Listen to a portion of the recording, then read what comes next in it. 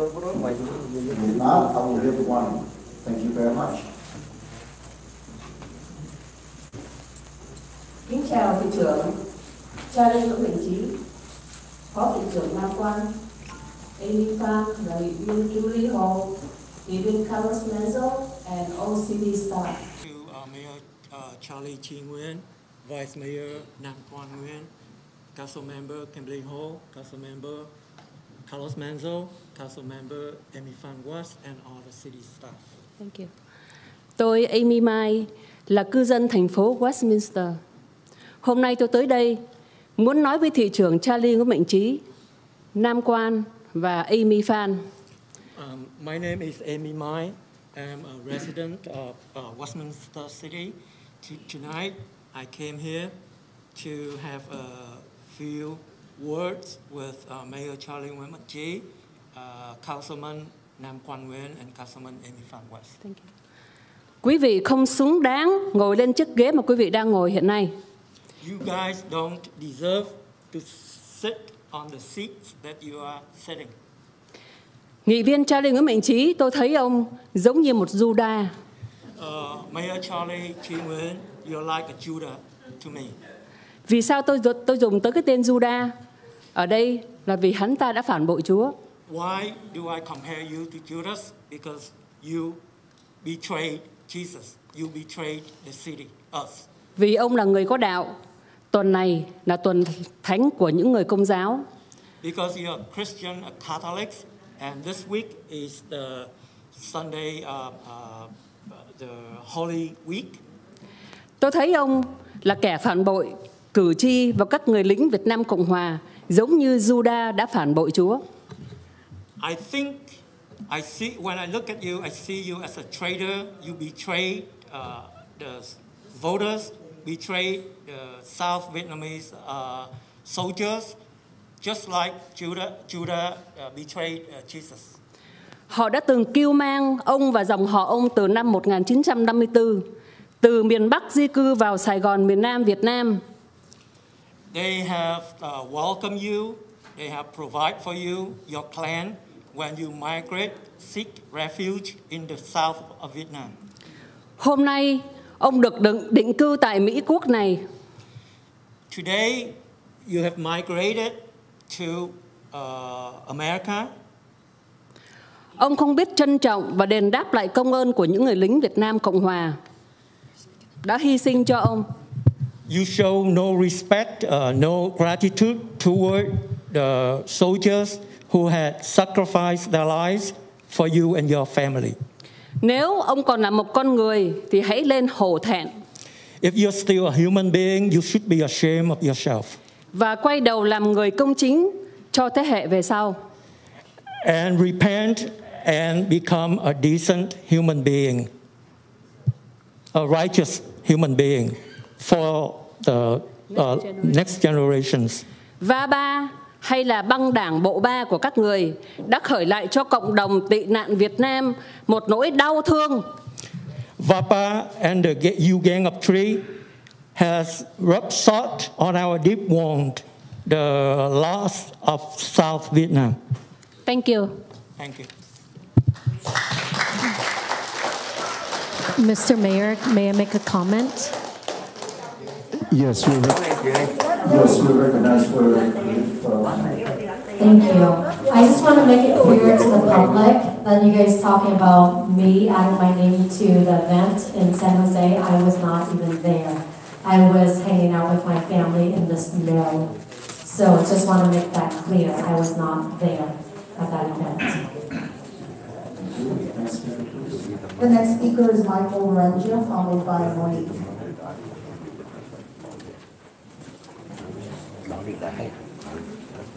Good evening.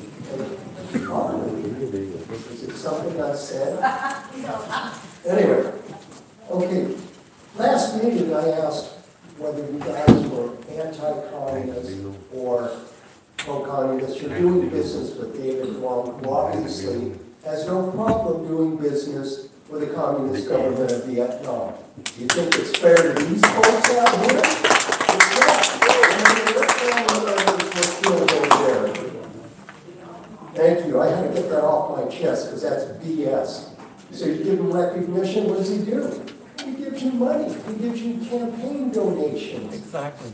Yeah, you guys are doing a real good job here. Also, I want to know who on this city council authorized a telephone survey that my wife and I got at our home 4 days ago about bringing a card club casino to Westminster. Wow. And you can imagine our shock. What are you talking about? Now, the company that did the surveys out of Atlantic City, which means that there's gambling back there. There's also lots of organized crime on the East Coast. I mean, we have organized crime here, but not like they do back there. Somebody on the city council or associated with this city has authorized this survey. Now, there were 2 names mentioned in it. I'm not going to repeat them here. One of the council members I spoke with actually told me they did not authorize their name being used, and they have no idea what this is about because they weren't involved in anything like that about this survey. So somebody in here knows what's going on. Now, this was not a city authorized survey. That I did find out, Christine. That wasn't done by the city. 5.6. Yeah. Any apps on city-owned phones don't need to be on there. Let's be honest about it.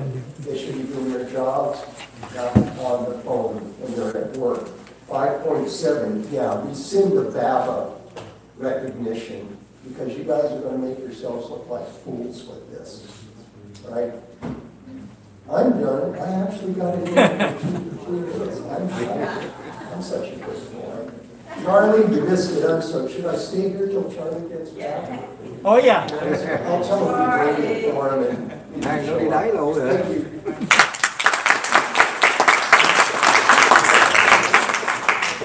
The next speaker is Monique, They don't want to reach followed by my name.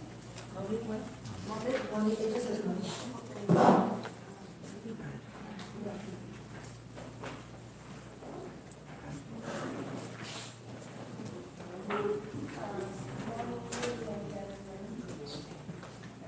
I have only 2 minutes. I can't really describe what I want. I want to speak on the subject of 5.7. And this is a business, Vietnamese American Business Association. And they promote business for community. I think it says about 40 members. And recently, among them, there's VYMLS and Vietnam Airlines. So, VYMLS had an application and been approved by the government. They plan to have, we also established a place in one city to build the VinFast cars. And I think for some reason they have postponed it for several years, doesn't know when.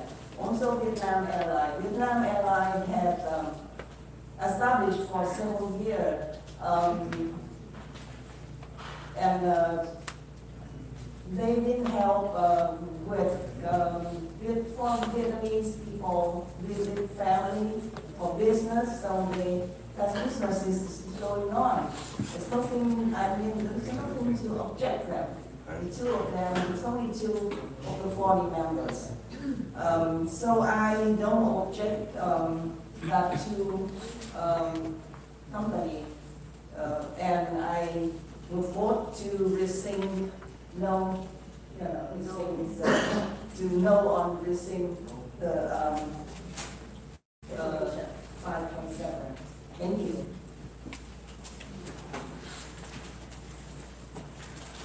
The next speaker is Mane.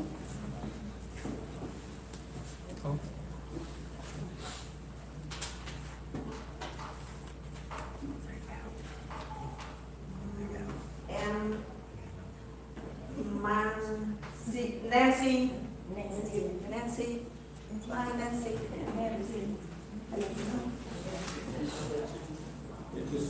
Just Nancy. Nancy lại có ghi không?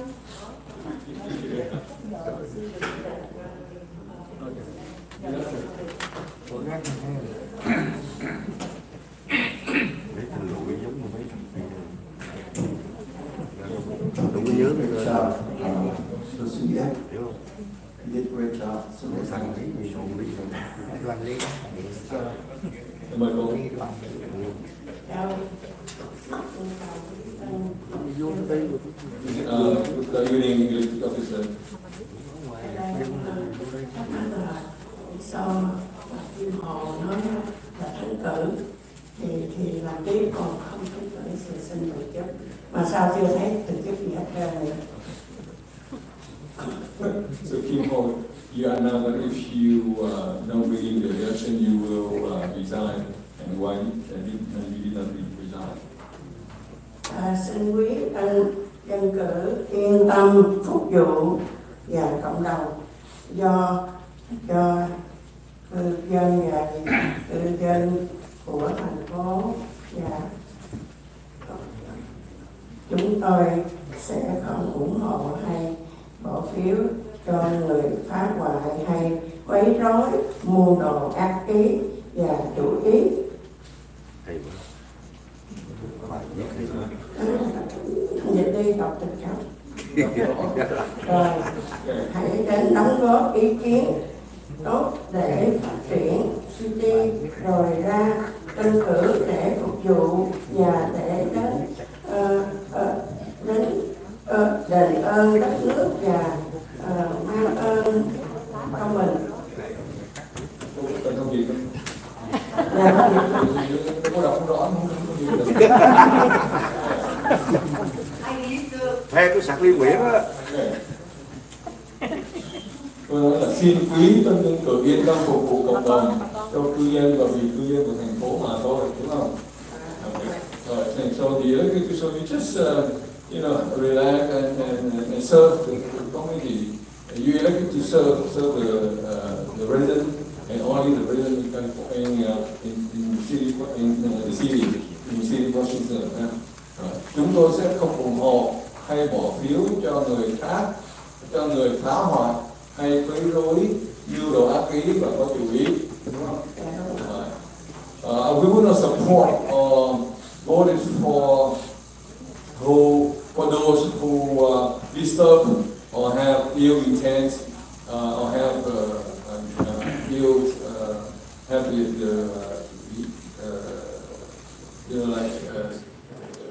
intent in the action. Hãy đến đóng góp ý kiến tốt để phát triển city, rồi ra trên cử để phục vụ và để đất nước đã kêu mang mình và gia đình khi mình đã chọn lựa từ bỏ chế độ cộng sản để đến đây sinh sống. Đấy, đúng không? So you comment and then leave your opinion so that we can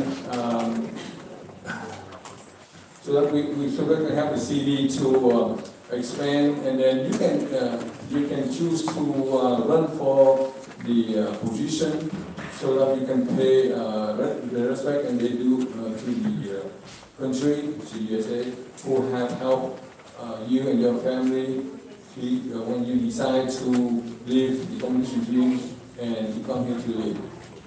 Xin ơn trên luôn ban phước lành cho Washington University và ba vị tân nhân cử đang quyết tâm phục vụ và thực hiện với trách nhiệm xây dựng tốt hơn, phồn vinh hơn, danh dự hơn và vẻ vang hơn, đúng không? So we ask the above to bless the city of Westminster and the three new elected officials that have tried to serve with the responsibility and to build a better city with honor and with love purpose.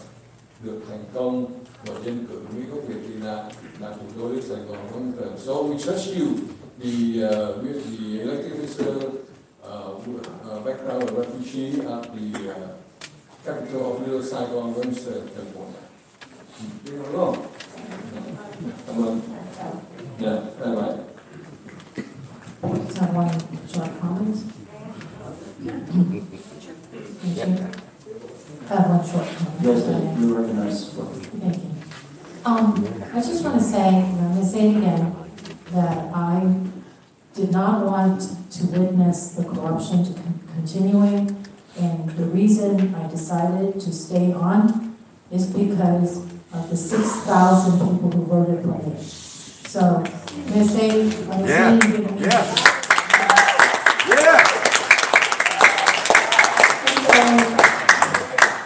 đưa đẩy giặc ra đến cửa, nhưng vì họ đã trở vào là vì cái lá phiếu của quý vị, thì nhưng chúng tôi, đó là lý do mà chúng tôi không muốn ngồi để chứng minh, tiếp tục nhìn thấy những cái chuyện tham nhũng xảy ra. Nhưng vì 6.000 người đã bầu chúng tôi, và chúng tôi quyết định ở lại.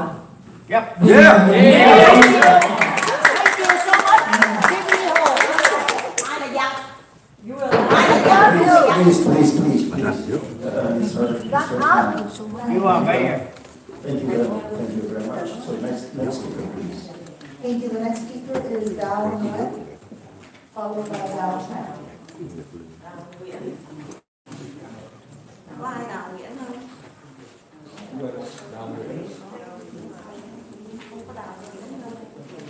Có đạo lũ họ mà. Đạo Nguyên không có ha. Phải đạo Nguyên. Không có đạo nào cả. Có năng cái dầu tàu.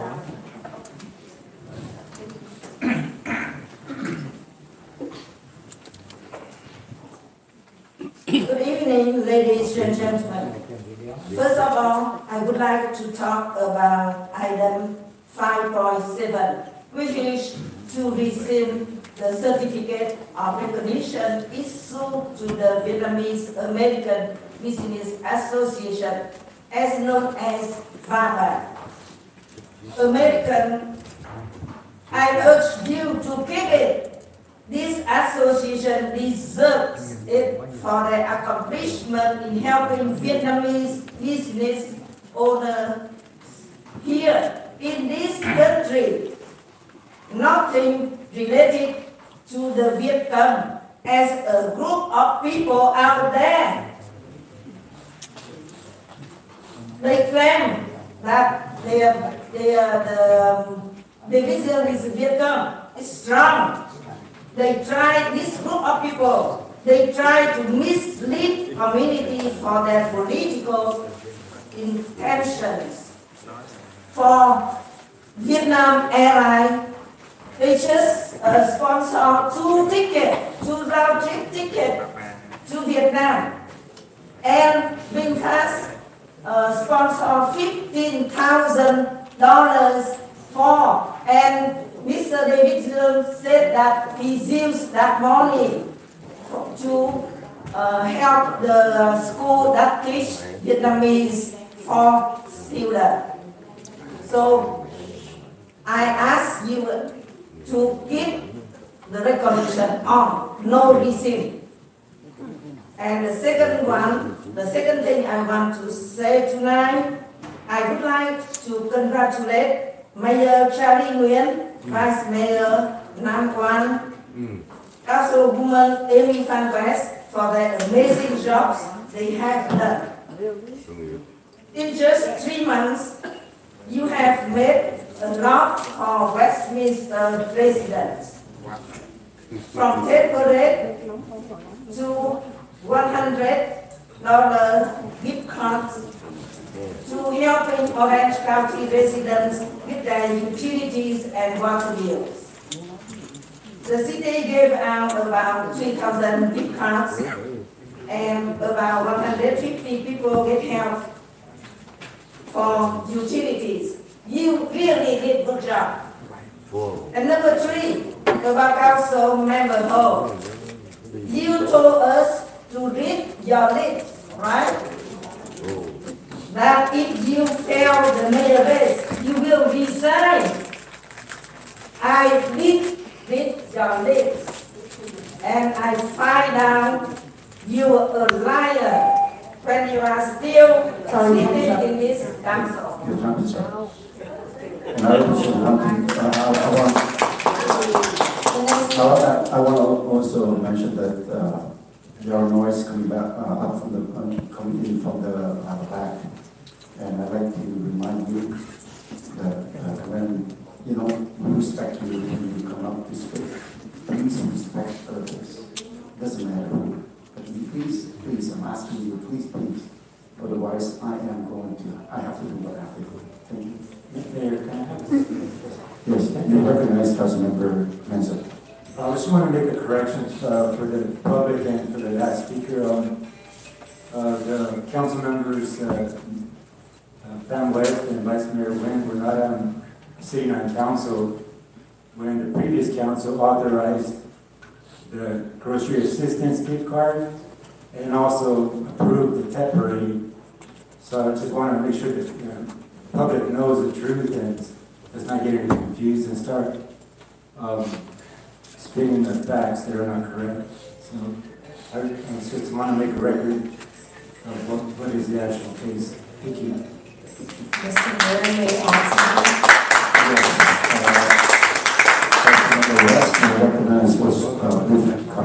Yes, so it did start with the old council to approve those things, that's correct, but we, the new council, move it forward.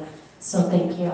Thank you for supporting us, and we will continue to move the city forward and to help the community in Westminster. Next speaker, please. Thank you, Mayor. The next speaker is Nat Lynn, followed by Gigi.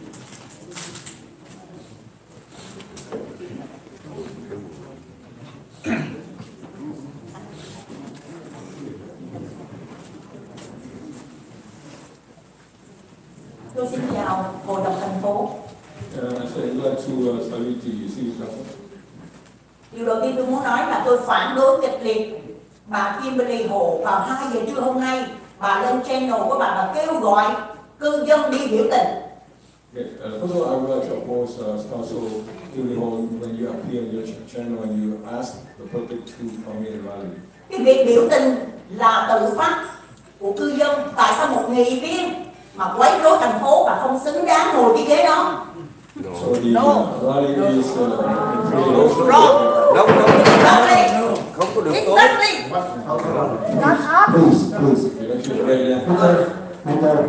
Madam, this is the first warning to you because I've been talking about it a lot already. So this is the first official warning to you. Please, I'm asking you, please refrain from speaking. If you continue to do it, please go outside. Thank you. The rally is the free charge of the people, so one of the city council should not come to on air and call people to come and rally.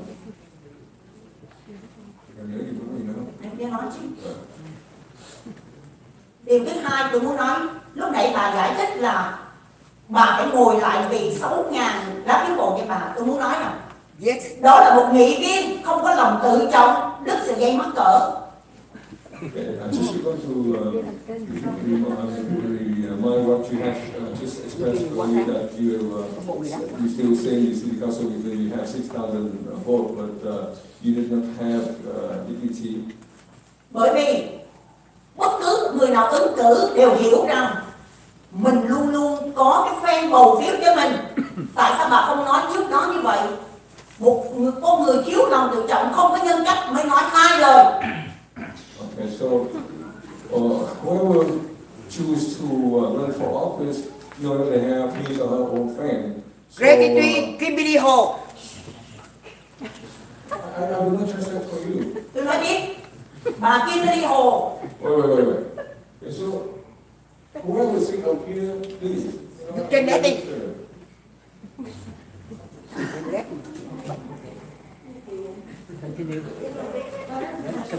I asked the mayor to be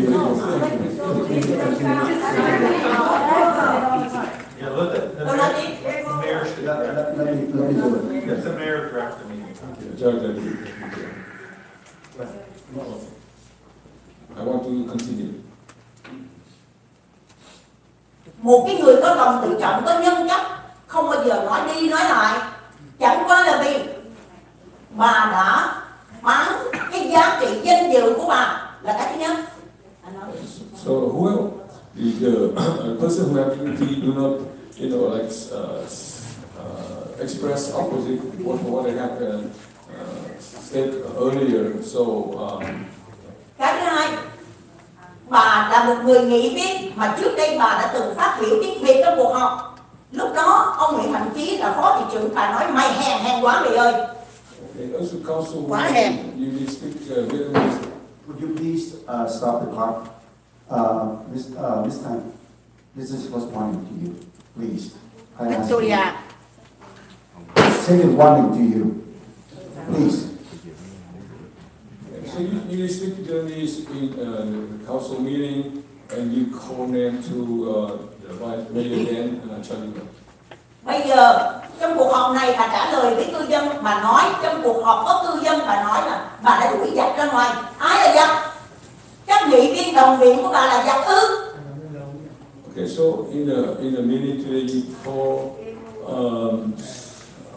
it's kind of hard to explain, but just call it like, yeah, it was evil. So you call who is evil? Bà đã xúc phạm những người mà chúng tôi đã tín nhiệm gửi lá phiếu cho họ. So you insult us when we elect those elected officials such as Charlie. Bây giờ tôi nói chuyện VYMLS. Cái việc mấy ông dân cử đi dự ở VYMLS và không thể nào vì thấy Việt Nam Airlines và VinFast mà phải quay trở về. So so those elected officials who came to VYMLS and saw that there's Vietnam Airlines and VinFast, and there's no reason for them to return to South California. Đó là chống cộng cực đoan, bưng bô cộng sản. So if chống cộng ngu xuẩn, lý hoại thành phố, diệt Mỹ, đó là tội ác. You express anti-communist stupidity. Chính quyền liên bang Mỹ đã ngày càng nới rộng quan hệ với Việt Nam và cho nhiều business vào nước Mỹ.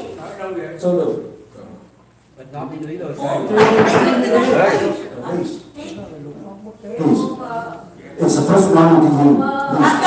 Bây giờ tôi nói tiếng Việt để cho người Việt nghe là chính quyền liên bang ngày càng nới rộng quan hệ ngoại giao với nước Mỹ và cho những business vào Mỹ càng ngày càng nhiều. Nếu mà các vị chính quyền nước Mỹ cho chính quyền Việt Nam á, mà nếu như các vị thấy có mặt của những người Việt Nam, business Việt Nam vào đây, các vị trốn, như vậy là các vị di tản một lần nữa trên nước Mỹ, đó là hèn. Các vị không dám đối mặt với những business của Cộng sản Việt Nam, các vị hèn nhục. Tại sao các vị bắt các vị dân cử như là ông Chí Nguyễn và Đăng Quang phải hành động với các vị? Người ta có quyền chọn lựa con đường đi. Bức bố Cộng sản để diệt Mỹ, đó là tội ác. You can do any business anywhere, but not in Euro Saigon. You can go back to somewhere. 3 minutes already. We can go home. I'm tired. So the federal, US federal invite the Vietnamese business company to come here in the United States. So if you decide not to confront them, you are coward. So be brave and just confront them. So don't act like into the extreme.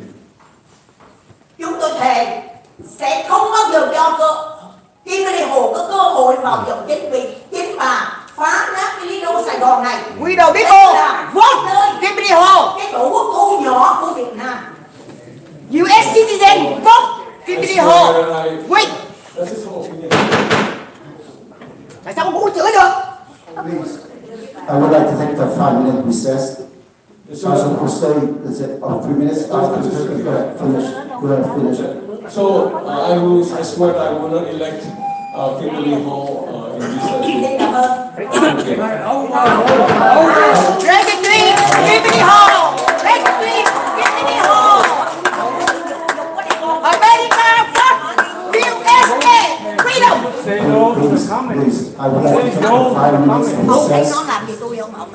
Say no to the communist. I would like to take a 5-minute recess. Please turn off the Is there an instruction to remove somebody at this point? If there is, I think we should say that first. Okay. As a decorum that I already said, it's the official warning 3 times. And if the member of the public does not improve his or her behavior in response to official warning, the member of the public will be requested to leave the council chambers or premises for a period of time. So at this point here, I would like to ask Ms. Khai to leave the council for a period of time to cool yourself down, and we can come back.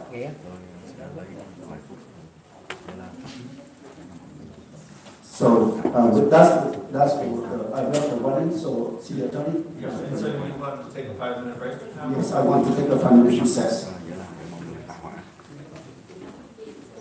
So we can go out, yeah, we're not. Council. Okay. 5 minutes. Please come back at 7:21. Thank you, Mentor. Thank you so much, Congress. I want to point one thing. No business with comment in Little Saigon, especially. Yes. Yes. Yes. No communists. Say no to communists. Cộng sản nếu mua hiệu cộng sản về lúc đó ở. Yeah. Say no to communists. We are freedom, democracy, and human rights here. Like 10 minutes, tell her she's got to We don't want anything to do with communists. So we should say no to communists. Ra ngoài 5 phút thì lát rồi vô lại. So she's got to walk outside it. Okay, just say no to communists, okay? Cool down. The officer is telling you that. Bây giờ đang nghỉ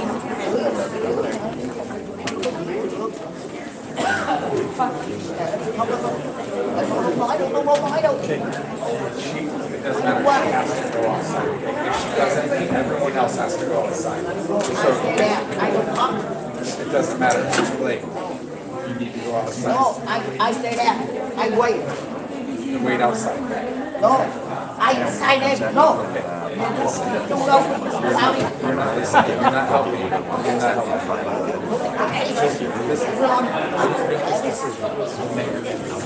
Tôi biết ông trước. Rồi, tôi ngồi đây, tôi ngồi chờ. Okay, it doesn't matter. I've asked her nicely. The other part is once everyone else has to move out, and we're just prolonging the amendment. We still need to go through the council. She leaves after a few minutes. She can come back. That's what my boss said. Okay? But if she stays in here, we're going to have more issues. Chị đang hỏi một quay lại đâu? Tôi ngồi đi chờ người ta gọi tôi.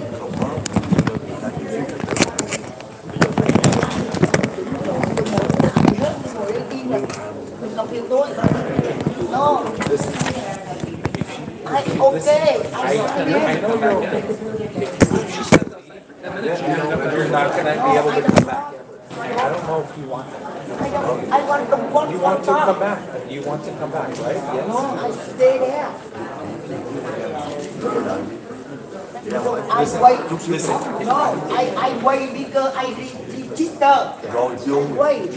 No, I stay there. I don't want. Cô ra nghỉ đi, cô vô.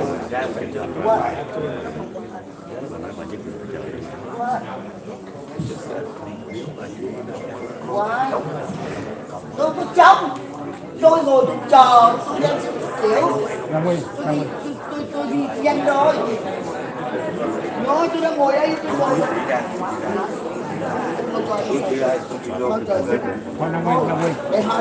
Nếu không làm bệnh thì là tôi phải báo cho tôi báo ngay quyết định giờ. Không có được, tôi ngồi đây tôi ghi danh rồi. Nói tôi không có nói gì mà tôi ngồi đây mà tôi chờ mà I register, I wait, after that I talk. No, I don't go. I stay there. You understand that trespass?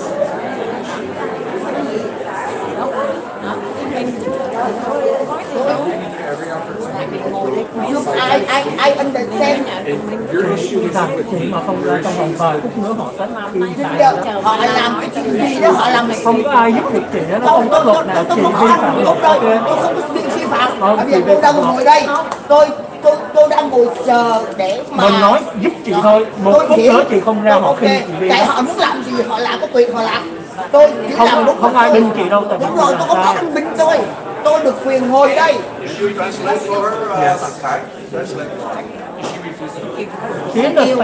Cảm ơn Khải Đào. Mà tôi hiểu được tôi phải làm gì. Tức là ông nói trespassing á, đây là cái... Thì just she doesn't care. Sao? Tôi đến đây để tôi được ghi danh được tôi để nói chuyện với hội đồng thành phố nơi mà tôi cần nói và tôi đã ghi danh rồi. She says she's waiting to be speak side, and when it's your time to speak, you can come in and speak. I'm sure that's okay. Họ sẽ cho chị nói chuyện, cho chị phát biểu. Đúng rồi, nhưng mà tôi sẽ giữ lời. Còn bây giờ chị ngồi đây á là chị không được phát biểu mà họ cũng sẽ xin lỗi. Nếu mà họ không cho tôi lỗi, họ vi phạm. Không có vi phạm, không ai vi phạm. Không ai vi phạm. Không có. Tôi kiện họ là lý do họ không cho tôi phát biểu. Ghi danh đàng hoàng.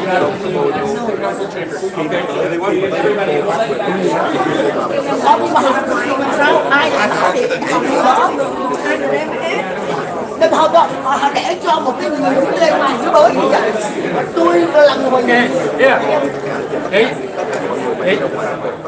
We all go nào.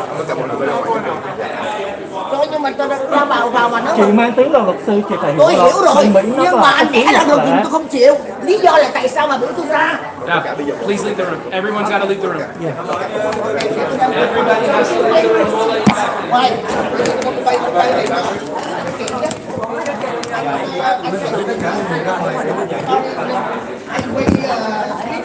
Bỏ cái khẩu trang xuống đi, Khải Đào. Bỏ khẩu trang đi, cho tôi thấy mà có lợi dụng cô biết năng khẩu trang nhục rất Khải Đào. Cô có thế rồi, ăn gì cũng là hold the door for you. Thank you. Trả lời. Người ta nói quá là xong xong trả lời. Nè, đẹp trai, mình phải mở cái khẩu trang cho người ta nhìn thấy mặt cô gái.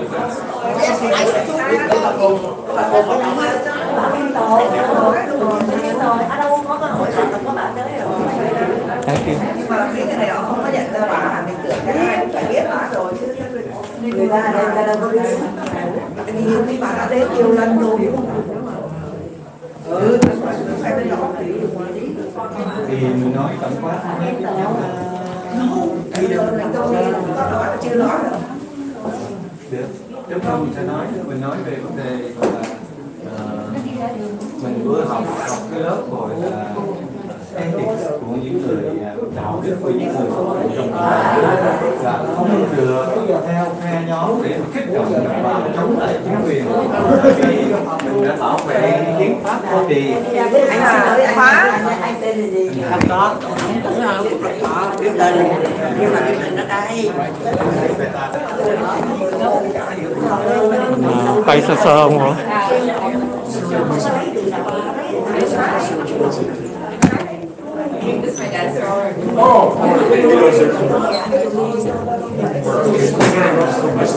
Có vẻ như là bà Thành bà không chịu ra.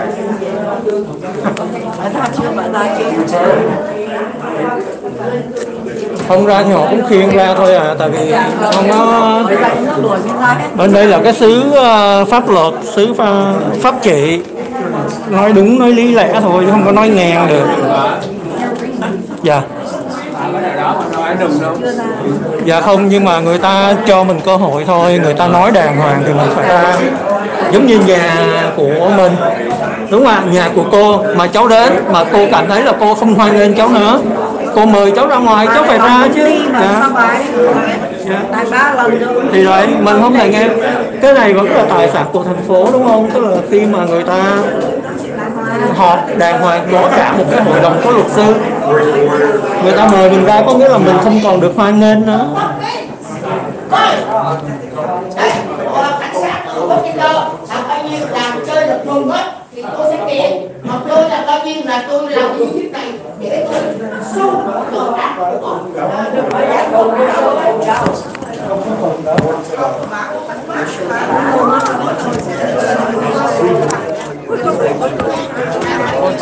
Dạ không, em là quay. Mà thành phố của chúng tôi vừa rồi đã để trong được cái mà cái là coi như lợi nhuận, là coi như là đi ra đây để mà bạ một người nghị viên mà đi Kimberly Hồ rồi từng là cục phó thị trưởng, là một người dám dũng cảm từ chối làm một cái bầy mà coi như nghị viên mà coi như là tiếp tay cho cái đảng dân chủ, đảng dân chủ dân trình cổ chệch lừa, là cái đảng Việt Tân nó nằm vùng ở đây để nó phá hoại, nó đem nó bắt đi thành phố Washington này trở thành một thành phố hồ chí tặc, hồ chí tệ, gian cho bác mà nghị viên thành phố Washington Kimberly Hồ đã dũng cảm và không chấp nhận tội ác đó và đã dám đứng lên để mà ngăn chặn cái tội ác của một số mà như là Mạnh Trí nè,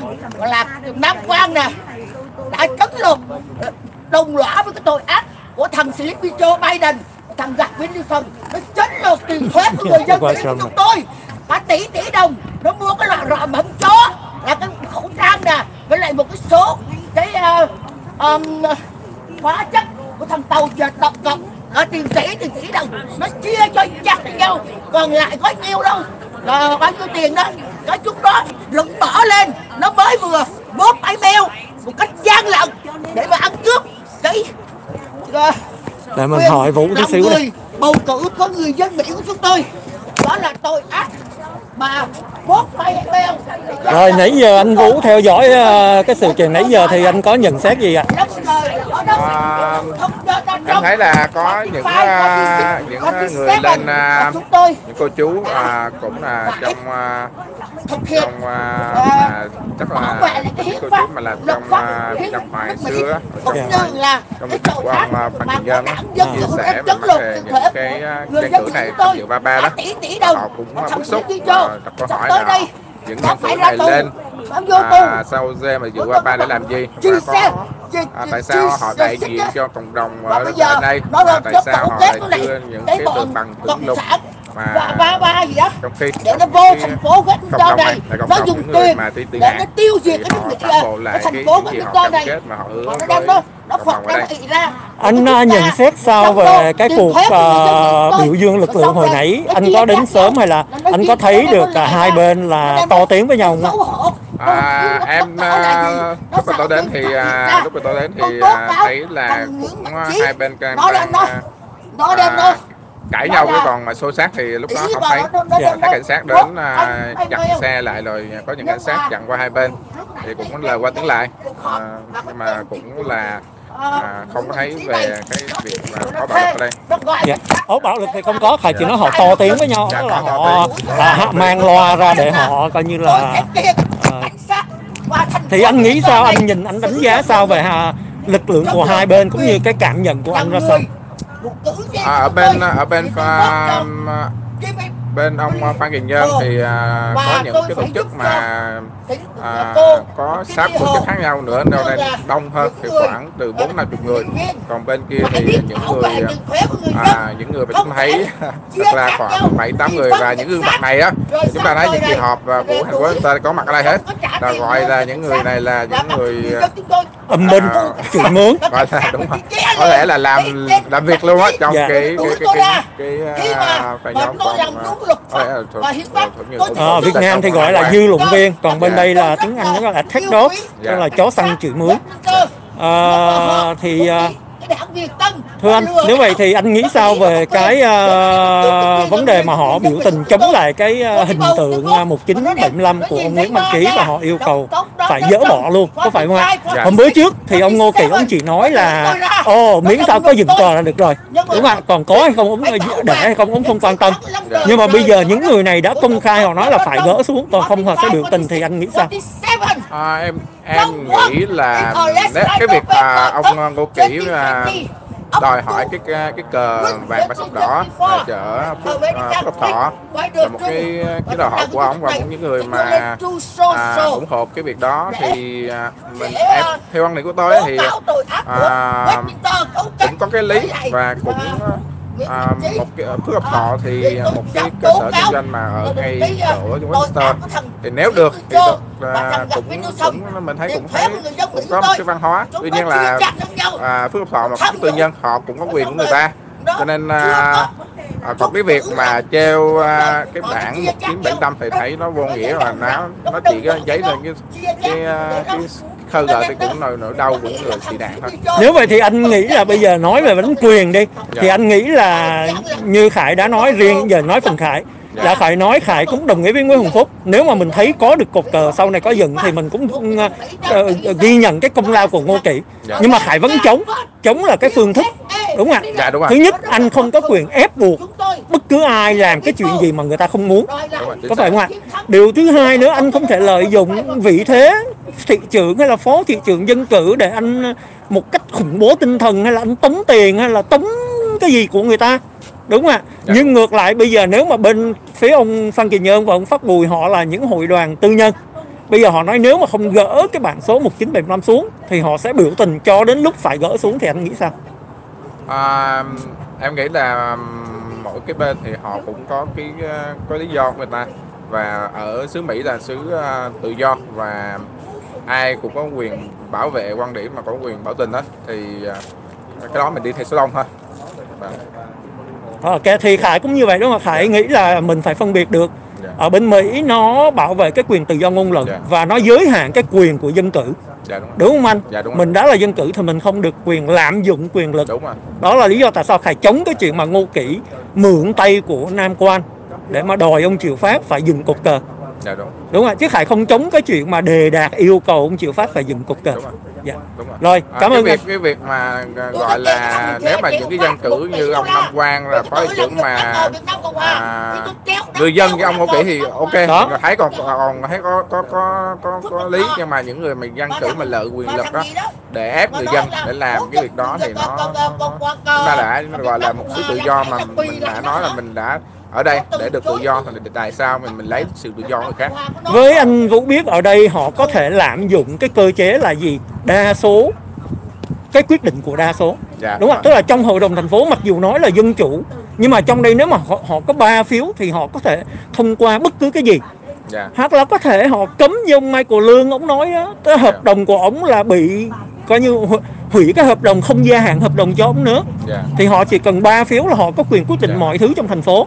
Thì những người chủ doanh nghiệp trong thành phố này như ông Triệu Phát phải là rất là sợ họ, nếu mà họ là toa rập với nhau, có phải vậy không ạ? Thì anh nghĩ sao về cái chuyện đó?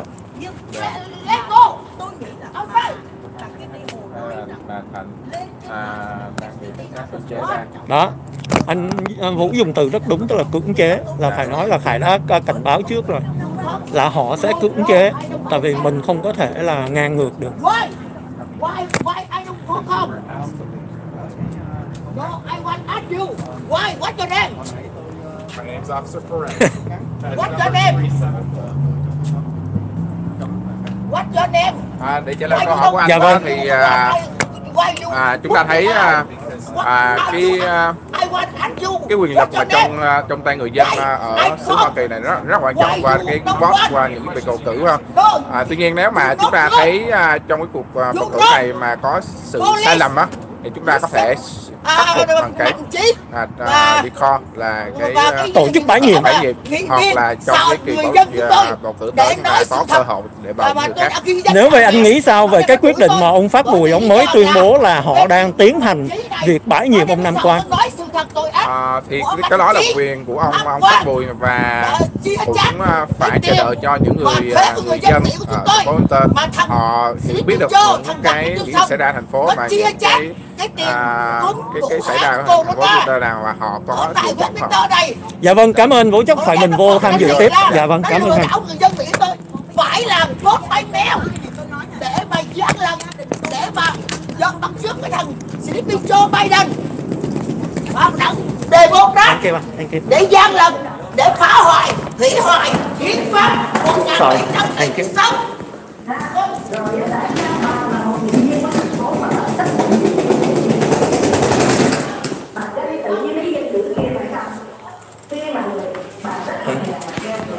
mà nói người ta đó lợi dụng dinh dưỡng trên cái ba ta đó là để lợi dụng cái thời gian lấy tiền lấy này nọ dẫn vợ dẫn con đi chơi luôn, người ta đâu có hèn vậy. Bà nói người ta chính là bà là cái người hèn vậy, bà là một người queo kiệt, bà là người queo kiệt ở đây trên dinh của bà, ai cũng nói cho bà rồi bà đó rồi trở lại những vấn đề ba để bà đòi bà đòi lý dân cử tặng bằng khen đó ông đi biết dương bà đòi lấy lại, bà lên bà lấy đi. Tôi nghĩ là cái dương sẽ sẵn sàng bà, nhưng mà cũng có thể là nó đã nhục nhục người ra rồi không còn nữa. Tôi hy vọng với bà đó phải có một cái lương tâm đứng đắn lên một chút, một người đàn bà phải có nhân cách. Mình là mẹ mấy đứa con mình phải để mấy đứa con nữa bà. Rồi bà đó tôi yêu cầu bà lấy lại một chút liêm sĩ và từ chức ngay như một người lớn người ta. Tiếp tay cho bọn bưng bô. Tôi xin cảm ơn. Tiếp tay cho bọn bưng bô cộng sản. One for you, please. I mean what you years, Madame Vo had stretched the Vietnamese community. Yay!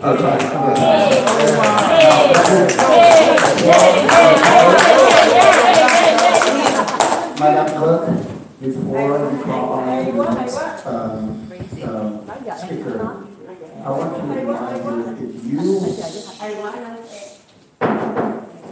want to remind you, you have the total of 6 minutes if you use the translator. But if you use just your time, it's your fault. Okay, we are not going to extend the time. So people from the public, don't worry if they don't use their times wisely, that's their problem. So please, don't make noise. I can't understand. I can extend what the policy is the we need to follow the policy. I'm not going to respond to you anymore, but I am letting you know we have the policy. We need to follow the policy. We should update the policy. The next. I guess they don't want me to understand. So Yeah. May I just respond really quickly? One sentence, thank you. Yeah, I don't know the name of that lady, the speaker earlier, but I just want to let you know that Ms. Kathy Bucos, I spoke to her directly, and she did say that she came to Asian Garden Mall not knowing what was going on, but she heard she wanted to make sure the mall was okay. And then the organizers of the event asked her to say a few words, and so she did. But it was not intended, she didn't have any intention of making an appearance.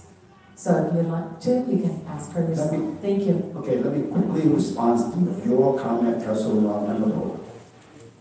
It was in the program that she was introduced me to start out with the program. Yes. So what you said is false, totally false.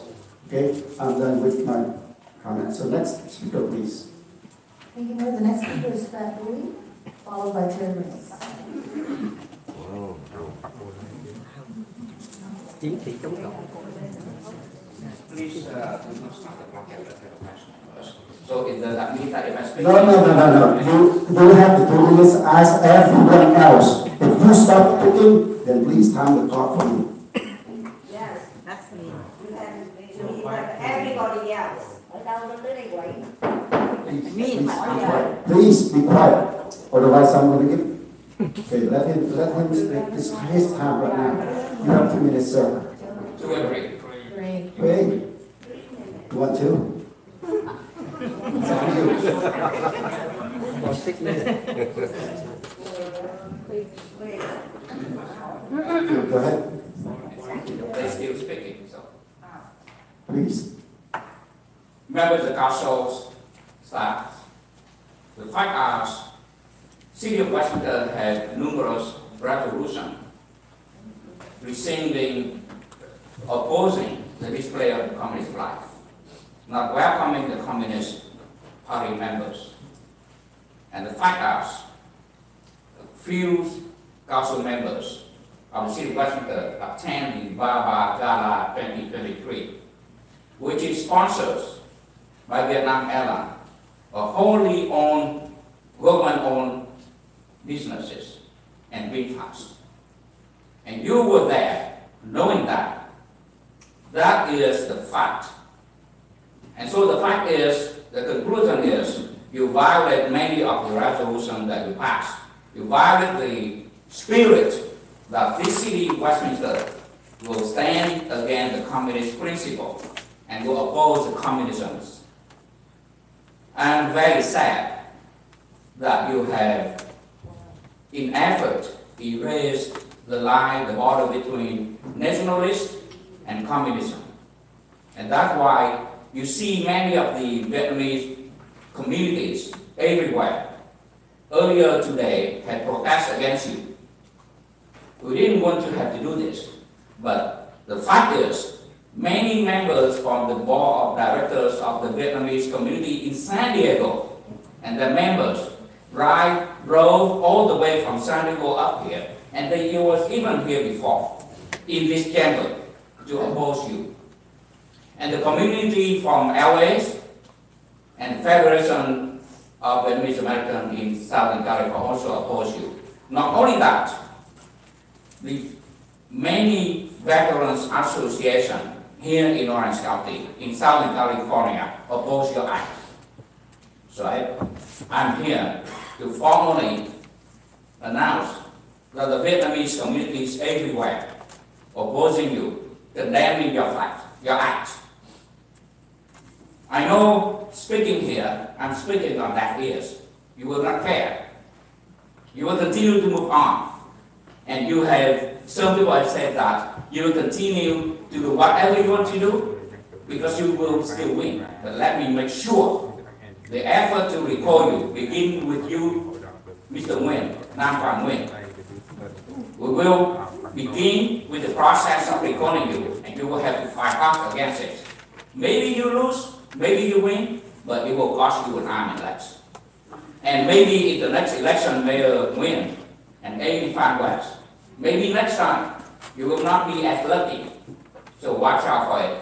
Be responsible for your action and for your words. Thank you.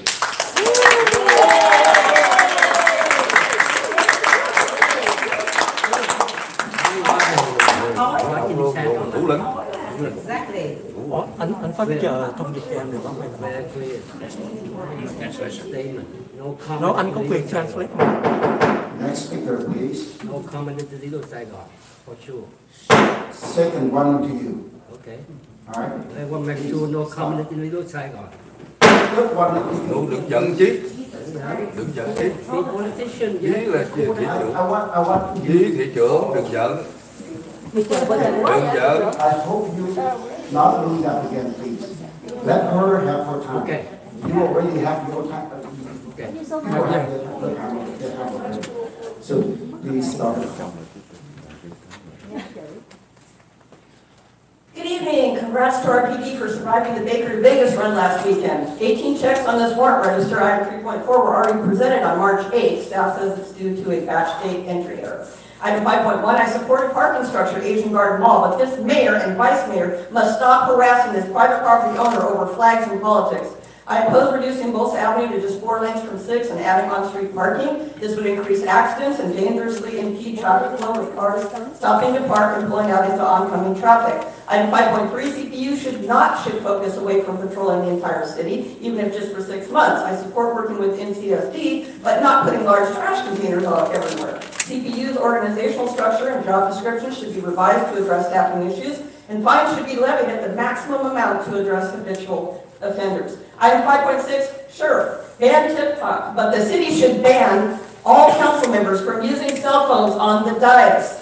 And I forgot my basket, but Amy in particular is on her phone constantly, missing entire presentations, discussions, and cues. It's all on tape. Put down your phones and listen. Item 5.7, on March 2nd, I emailed all of you with questions about the certificate of recognition presented in February to VABA President David Zong, CEO of Oakland's California Waste Solutions and Vietnam Waste Solutions in Communist Vietnam, at VABA's annual gala, which was sponsored by at least 2 companies with ties to Vietnam's communist government. This action has caused great unrest in our beloved Vietnamese refugee community. The policy does allow the mayor to issue certificates that do not fall under the pre-approved reasons, but it clearly states that any certificate issued must be significant to the Westminster community.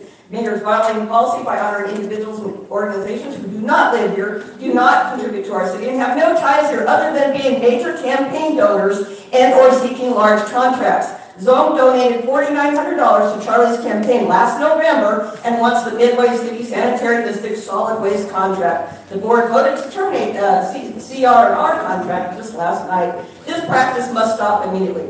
Item 6.1, if council votes to support AB 1708, the letter must be signed by the mayor, not Councilmember West. The city's letter, a template from California cities, is incomplete. It fails to cite how Westminster will be affected by this bill, Christian, as required per the instructions. Item 7.1, no interviews again. Please appoint Tim Hogan, Jessica Lossmale, Michael Varanja, Jimmy Pham, and Con Wynn to the Traffic Commission.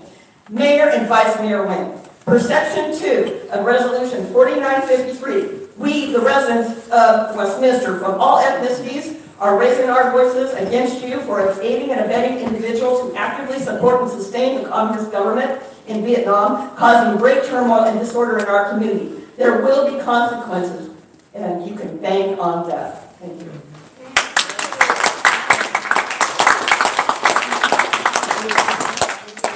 Next speaker is Don Lee, followed by Tony Wu.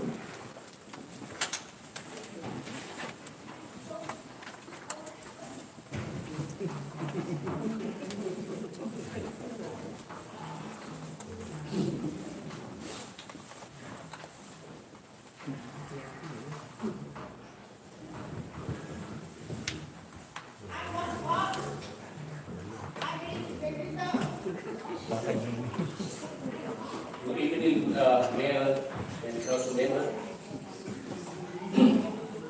Đã sắp đến ngày thành phố Westminster sẽ tổ chức lễ tưởng niệm quốc khánh 30 tháng 4. Chúng ta ngậm ngùi tưởng niệm tới hàng trăm ngàn chiến sĩ Việt Nam Cộng Hòa và đồng minh đã bỏ mình trong cuộc chiến bảo vệ Việt Nam tự do. Đặc biệt tới hàng chục ngàn cấp chỉ huy và binh sĩ đã trung thành với lời thề tổ quốc danh dự trách nhiệm chiến đấu cho đến giờ phút cuối cùng, để rồi phải tốn tiếc lọt vào lao tù cộng sản. Đồng thời chúng ta cũng cực lực lên án những cấp chỉ huy đã hèn nhát đào ngũ chạy trước ngày 29 tháng 4. Pháo binh là binh chủng an toàn nhất trong quân đội vì họ chỉ ở hậu tuyến bắn pháo để yểm trợ cho tiền tuyến, không phải trực diện với quân đội. Thế mà tên sĩ quan pháo binh cấp tá này rất là hèn nhát, phản bội lời thề tổ quốc danh dự trách nhiệm, đã đào ngũ bỏ chạy trước ngày 29 tháng 4, đem theo tất cả tài sản cùng vợ con cao bay xa chạy. Xin mọi người tránh nhau và người con hư đốn mất nên nào đó có người cha hèn nhát này nên giấu kín, vì nó sẽ ảnh hưởng vô cùng tai hại đến danh dự của gia đình, đến tương lai và sự nghiệp của cá nhân mình. Kế đến, tôi xin được hoan nghênh ông Triệu Phát, một trong 5 chủ nhân của Phước Lộc Đỏ đã có thiện chí bước đầu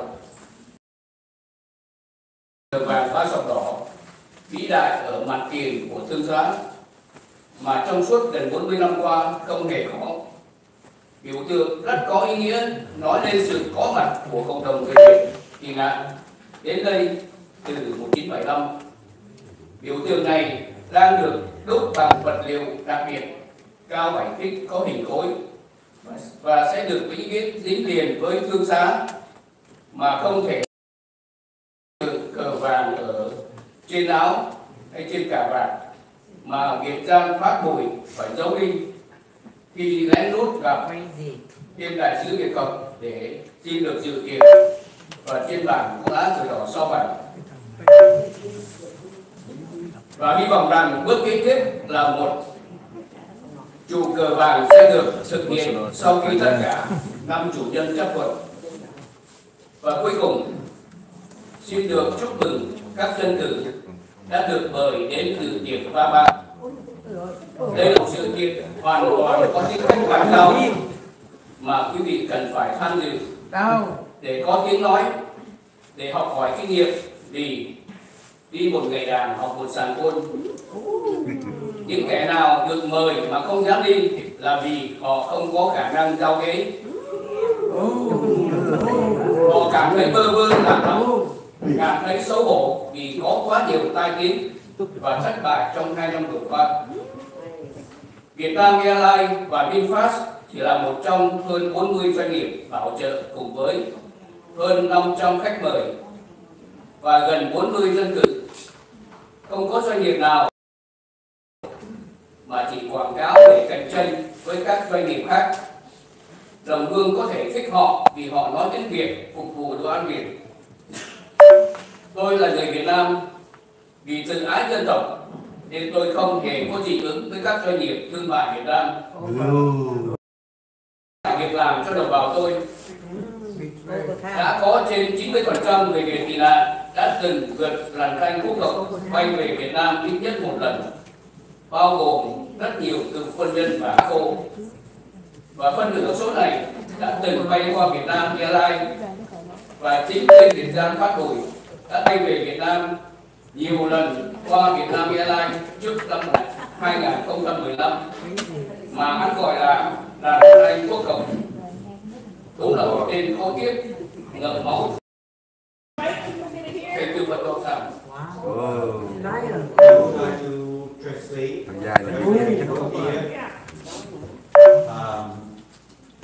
Good evening, Mayor, Vice Mayor, and City Council members. It's about time for City of Westminster to celebrate the commemoration of the year 30, April 30, the year we lost our country. We show our respect to thousands of Vietnamese armies, soldiers, and allies who had sacrificed in the war to protect the freedom for South. However, there is a lot of people who have spent their time last minute to protect the country, and also there are some who has cowardly desert and run out of country for the April 29. May I especially tell about the artillery group, which is the most safest. However, there is one mayor who had cowardly and betrayed the I'm sorry, and run out time. Before you call the next speaker, once again, I don't want to, do what we need to do earlier, but if we need to respect each other. We need to respect each other. Your time, you have the chance to speak. You have to listen to another. I mean, we respect each other.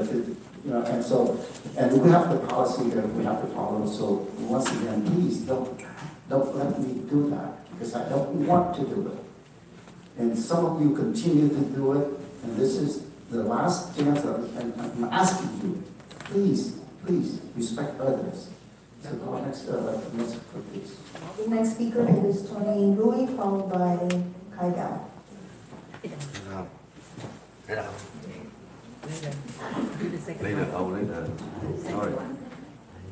Good evening, Mayor Charlie Nguyen, Vice Mayor Nam Quan Nguyen, Council Member Amy Phan Quest, Council Member Menzo, and Council Member Kim Lee Ho.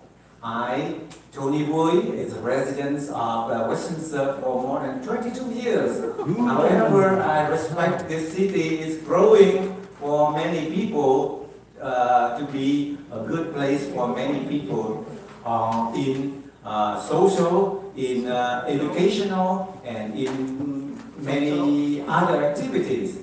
So, first of all, I thank you, all of you who have appointed me to be a planning commissioner last week, 2 weeks ago. And as a planning commissioner, I pledge my allegiance and my capability to protect, to help the city thriving. And I already attend the 3 days conference and learn a lot about the laws of improving. And also, I would like to, I saw the pictures of Mr. Tiba. He has been demanding Vietnam to improve on human rights. He is a leader and has been the leader, and I hope you all follow him to protect our city, and also, especially this is a city of American, not only Vietnamese American, but there is many other ethnics. Look at that, all the people are frustrated because we strayed out of our course of action. We should concentrate to help solving the problems for education for our kids, for senior, helping our senior, and also for the homeless people. And You that got the is job you our pay way to for. concentrate. Whatever you do is a fake issue. And because of that fake issue, you have to make this country a terrible place. That is why Madame Ho also tells us that this city is a sinking boat, and only her can help save the boat. stink. That is fake. You are the one who spread the fake news. I am become a member of City of Westminster, and I will, together with all of you, rescue or protect the city of Westminster. Not only you, you want to make this city of Westminster sinking? That's shame on you. You should resign so that we can fulfill your promise to the people of Westminster. I hope you take it seriously, Madam Hong. Thank you for listening. I'd like to issue a second warning to the gentleman over there with the hat on. Yeah. This is the second warning to you, please. I'm sorry. All right. You understand? Good evening, everyone. I was going to lecture you on the duties, the manner regarding the duties. That he kept repeating about the decorum before every oral communication session. But I guess I have no time. I cannot congratulate him because I guess just like M1, we attack dogs, he got rewarded. So M1, you were given this chair because of your faithful good job that you've done being an attack dog, for being an attack dog for those before you, and the same for him. But I hope you will be recalled, and I wish they will succeed. You brought this onto yourself. People are protesting against, people are not protesting against VinFast or Vietnam Airlines or doing business with Vietnam. That's the country, our country's policy. They're angry because they just realize, as I've said all along, that you guys are no patriot.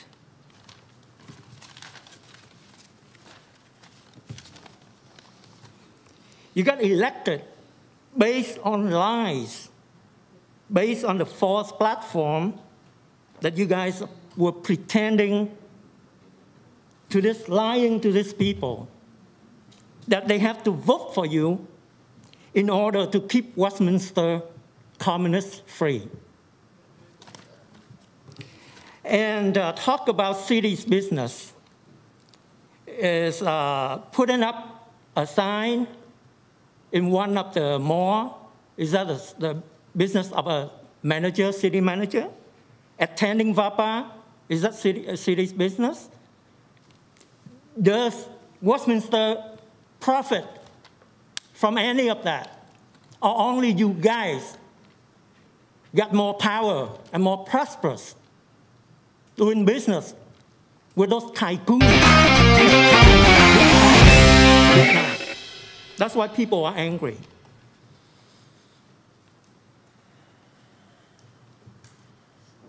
Did you consult with any of us when you present the resolution of commendation to David Young? Did he do anything for Westminster, or he only donate to you guys, give you guys money? That's why people are angry. Thank you.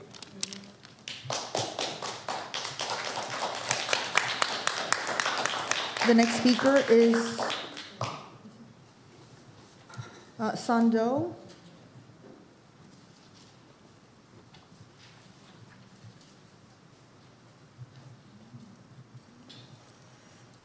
Good evening, city councils, city officials, and all the present guests. My name is Sando. I have some concern and express to you tonight. And first of all, I want to show you this picture before it go away. This picture is right here. David Young, the president of the VYMLS, he's sitting next to the top guy of the communists.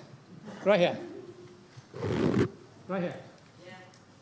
Okay, for that reason, for the agenda section 75, I'm asking you to retreat the certification that maybe you mistaken given to the VYMLS. Secondly, I want Kimberly Hall to stay there to keep our city check and balance.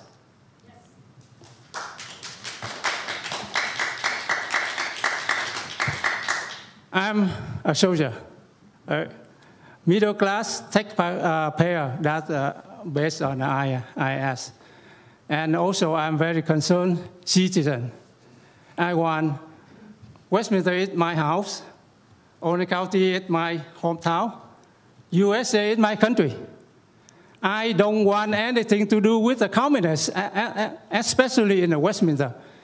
You know, we 58,000 of US soldiers and more than about 150,000 of South Vietnamese, and a lot more people die to make the line between the nationalists and the communists. We want to keep that line forever, you know, as long as we live in here. So we don't want to do anything, business or whatsoever with communists. I like to say no to communists. I want our elected people say no to communists. No communists. Yes. Thank you. The next speaker is Vo Tan Hai.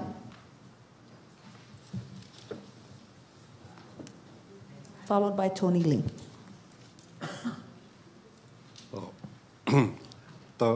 Hello, my name is Vo Tan Hai. Thank you, Mayor G, and all the city council, and city manager, and city both. Oh, really? I don't want to repeat all the concern that they already spit it out, so I don't have much to say. I'm the citizen. I'm a resident in Westminster for a long time. I know many things, but I'm so sorry I come into tonight because I'm so concerned about the VYMLS, which you intend. I don't know what we draw the line, the communists and the Westminster City a long time ago, but maybe, I don't know where, maybe you guys, I'm sorry, you guys just chance it or not, but I'm very concerned. Thank you, Mr. City Council Kimberly Hall. You do a good work. That's all I got. Thank you. The next speaker is Tony.